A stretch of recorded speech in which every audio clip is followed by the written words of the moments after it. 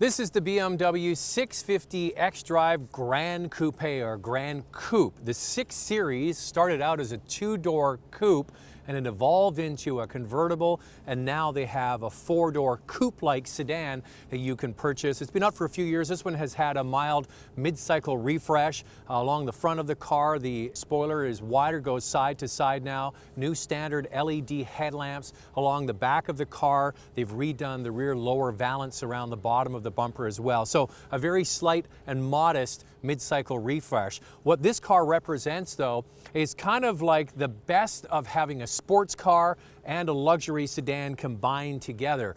And this car definitely has some positives and a few negatives, but inside, it's money. Now, as a reference point, I have an Audi A7, and it's less expensive than this car, but it actually has more functionality. First of all, for the non-S models, you can get 3 people across the back in an Audi, for example. You can't in this car.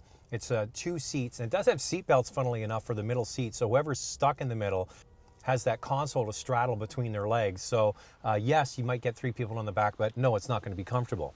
So I took my wife and kids for a drive in this car as a reference point. They're used to that A7. They got in this. Kids automatically said not as much leg room, and they found that it was not as comfortable as the Audi. So there's some grandmother research, if you want to call it that. Now, it does have this crop roof design, so that is an issue. Also, this has a trunk and not a hatch like the Audi. I'm not here to sell the Audi. I'm just giving you a reference point.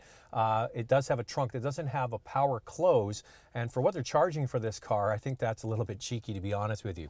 Up front, as I mentioned, it's all money. It looks fantastic in here. Now, granted, this car has a $7,000 executive package, gives you the full leather stitched dash, and it really is impeccably done. Beautiful stitching, fabulous leather all over the front of this car, on the doors, on the top of the instrument cluster, all across the dash. Beautiful leather. Then you get the 2-tone leather seats that are heated and ventilated, not only in the front but in the back. Also, you get with that package, you get ceramic dials here for the heat and the volume. You get a heads-up display. But what's standard on all of these BMW 6 Series Gran Coupe is the TFT screen in the center of the instrument cluster here, that it's a screen. It changes when you go from comfort to sport. It goes bright red when you put it into the sport mode. High-tech interior, beautifully made, absolutely impeccably put together. Now, there's an old saying, there's no replacement for displacement. That's the size of the engine. Big engine gives you lots of power and lots of torque. Well, this BMW has a large displacement V8 engine, and it has turbocharging technology. And it all comes together to produce all kinds of power and torque that's usable throughout a wide range of driving. This has a 4.4-liter V8 with 445 horsepower and 480 pound-feet of torque. That's a lot of power, that's a lot of torque, and it's going to all 4 wheels with this xDrive model through the classic ZF 8-speed box that BMW uses across their range. Now, the nice thing about this 650 is it comes with a standard sports exhaust.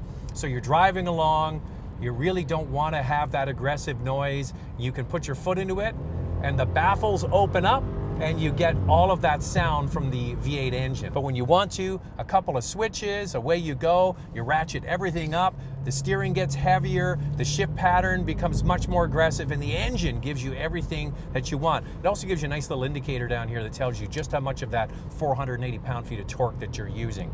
So this car has been an absolute pleasure to drive in every situation. I had my 83-year-old father, took him out for lunch, put it on the Comfort Plus mode. He enjoyed that. Driving on a twisty road like I am today, put it in Sport or Sport Plus. And if you want to pass a truck, all you have to do is think about it, and you put your foot down, and away you go. So it is a lot of fun. Overall, wonderful car. I'd like to keep it. Now, all you have to do is ask any woman and she'll tell you the shoes make the outfit. And the shoes on this car don't look right. It's got 18-inch winter wheels and tires on it, so it really doesn't show off the sexy lines of this car. You really do need to have like a 20-inch wheel on a car like this because it makes the outfit. This car starts at $102,000 in Canada if you want the 650. This one has about $7,000 more for the premium package on the inside, which gives you the two-tone leather and some other nice features. But this car is a premium over the competition. For example, the CLS 550 for Mercedes-Benz has a price tag of $88,000. And if you want to get an S7, with a whole bunch of power, it's around $96,000. So this is a premium. Same thing with the 6-cylinder variant. It's more expensive than the competition. So BMW obviously believes that they have a package that people are willing to spend a lot more money for. The interior is impeccably done. The materials, the fit and finish is absolutely first rate. And it's a wonderful car to drive, but it's expensive. Those that can afford it could care less. Thanks for watching, and please subscribe. If you'd like to watch a review of my very own car, an Audi A7, click the picture on the left.